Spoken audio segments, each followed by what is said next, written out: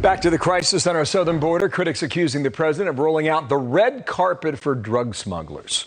Well, our next guest has seen the problem firsthand. He writes about it in a new op-ed. It said, "Black market pot, our open border, lax law enforcement, how we fought back in my district."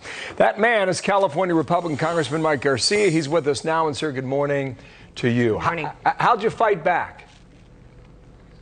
Hey, good morning, Bill, and thanks for having me. Well, we fought back in what is a shining example of how government should work for the people. We started getting word about these illegal grows in the Antelope Valley, the high deserts of Southern California. These are suburbs of Los Angeles.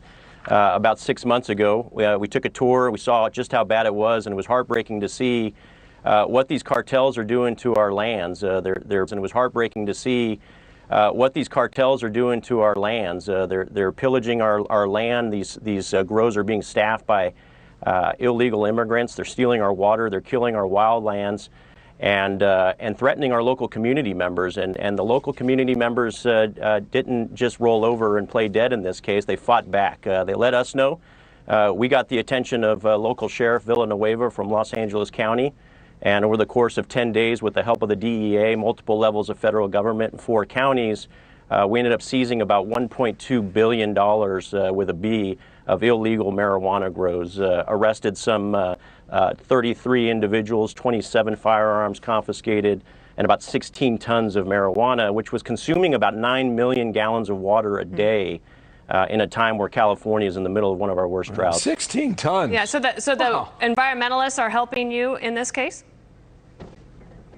They actually are. We've got several environmental groups coming to our aid now. We found 2 bears who were actually killed by the fertilizers that they ingested at a few of these grow sites. So this is damaging the wildlife. This is ruining the soil around us. It's obviously a massive threat to the local residents who are being threatened on a daily basis. What happened to legalizing by cartel members with arms? I thought that when California, if you legalize marijuana, I thought this was supposed to stop. Yeah, that's the irony of all this. Obviously, Dana, this is a shining example of what happens when bureaucracy gets in the way. Even the legal cannabis business is suffering because of this.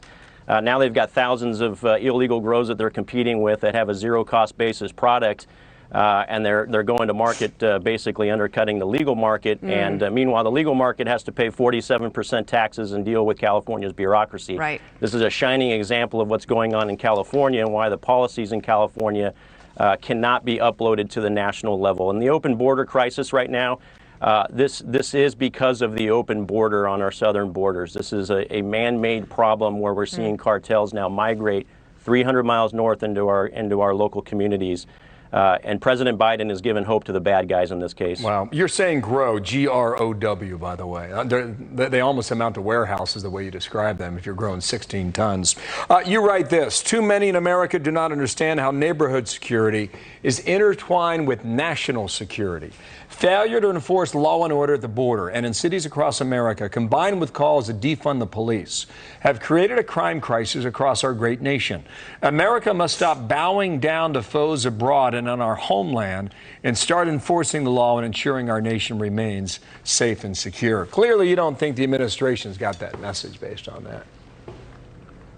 Absolutely not. Like I said, this administration is actually giving hope to the bad guys, whether it's the cartels on our southern border, giving Russia a free pass for cyber attacks, allowing Nord Stream 2 to continue the pipeline, getting back into the Iran deal, removing sanctions against Venezuela, going quiet while Cubans are struggling for their freedoms just 90 miles south of our border, and then not holding China accountable when we have clear evidence that the virus was not only started but developed, engineered, and also disseminated from Wuhan.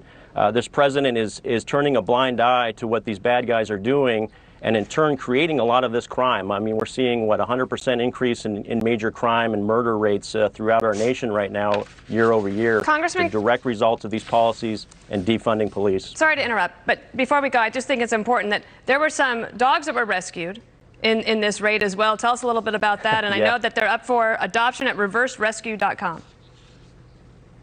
Yeah, absolutely. This was one of the highlights of the story, and absolutely heartbreaking to see real time on the ground as we were tearing down these grows.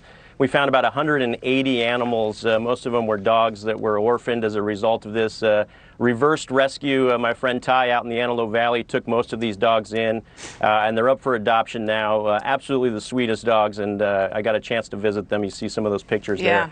We're taking care of the wildlife and giving back the lands and the water of our residents back to the community that we desperately need right now. And these dogs are benefactors of this operation. They're going to be in better hands and in better homes now They because will. of that. Good Thank you, message. sir. Thank Really you. Nice to talk to you and good luck, okay? Thank you, guys. Appreciate the time. Thank you. Thank you.